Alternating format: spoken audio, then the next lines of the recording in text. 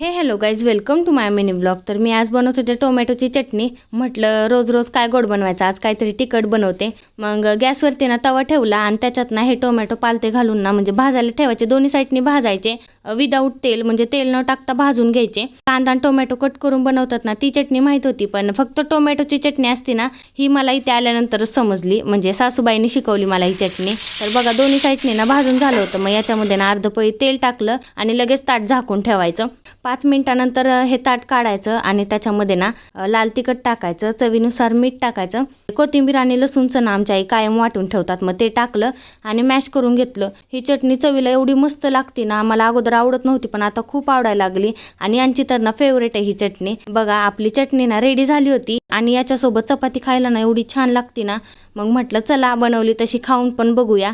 तर खरंच टेस्टला खूप मस्त होती. तुम्ही पण नक्कीच ट्राय करा. तर चला भेटूया नेक्स्ट व्लॉगमध्ये. बाय.